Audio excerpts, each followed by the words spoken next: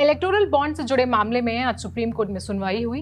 ये सुनवाई एसबीआई की उस याचिका पर हुई जिसमें एसबीआई ने इलेक्टोरल बॉन्ड की डिटेल का खुलासा करने के लिए 30 जून 2024 तक का समय मांगा था। सुप्रीम कोर्ट ने एसबीआई की इस याचिका को खारिज करते हुए साफ कहा कि कल के कल यानी कि 12 मार्च को ही एसबीआई सारी जानकारी साझा करे और 15 मार्च तक चुनाव आयोग इसे पब्लिश करे। देखा जाए तो कोर्ट के इस फैसले से बैंक की मुश्किलें अब और बढ़ गई हैं, क्योंकि कोर्ट ने बैंक को चेतावनी देते हुए कहा कि अगर बैंक 12 मार्च को इलेक्टोरल बॉन्ड की सारी जानकारी नहीं देता है तो बैंक के खिलाफ कोर्ट की अवमानना की कार्रवाई शुरू की जाएगी।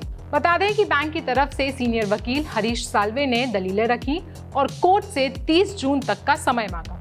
सुनवाई के दौरान साल्वे ने कहा कि कोर्ट ने एसबीआई को बॉन्ड की खरीद की जानकारी के निर्देश दिए हैं, जिसमें खरीदारों के साथ साथ बॉन्ड की स्कीम जैसी जानकारी शामिल है। साल्वे ने बताया कि पूरी जानकारी के लिए बॉन्ड खरीदने की प्रक्रिया को उलटना पड़ सकता है, क्योंकि एसओपी के तहत सुनिश्चित किया गया था कि बॉन्ड के खरीदार और बॉन्ड की जानकारी के बीच कोई संबंध नहीं रखा जाएगा।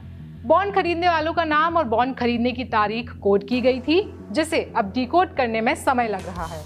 कोर्ट ने बैंक से साफ पूछा कि बैंक इस फैसले की अवमानना क्यों कर रहा है। जब सारी जानकारी एक सील बंद लिफाफे में पैक है तो एक लिफाफे को खोलकर जानकारी देने में इतना समय क्यों लग रहा है, जिस पर बैंक की पैरवी कर रहे साल्वे ने बताया कि बॉन्ड खरीदने की तारीख के साथ साथ बॉन्ड का नंबर और उसका विवरण भी देना होगा, जिस पर सीजेआई ने सख्त रुख अपनाते हुए कहा, जब 15 जनवरी 2024 को ये फैसला सुनाया गया था तो आज यानी कि 11 मार्च तक इस फैसले का अनुपालन क्यों नहीं किया गया।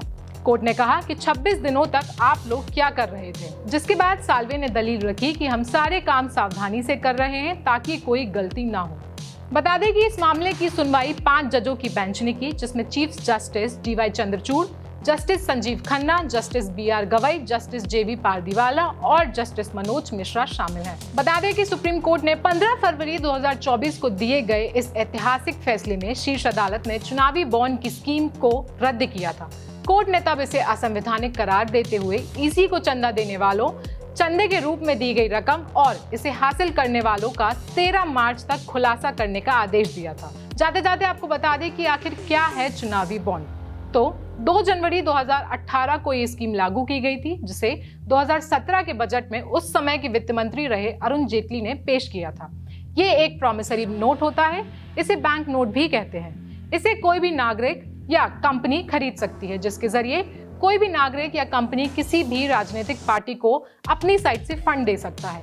वैसे तो साल 2017 में ही इस स्कीम को चुनौती दी गई थी, लेकिन साल 2019 में इस केस पर सुनवाई चालू हुई थी। स्कीम को चुनौती देने वालों का कहना था कि चुनावी बॉन्ड काले धन का इस्तेमाल करने का जरिया बन सकता है, क्योंकि चुनावी बॉन्ड खरीदने वालों की पहचान गोपनीय रखी जाती है। कैसा लगा आपको ये वीडियो, हमें कमेंट सेक्शन में बताएं। बाकी देश और दुनिया की खबरों के लिए देखते रहें जनसत्ता। धन्यवाद।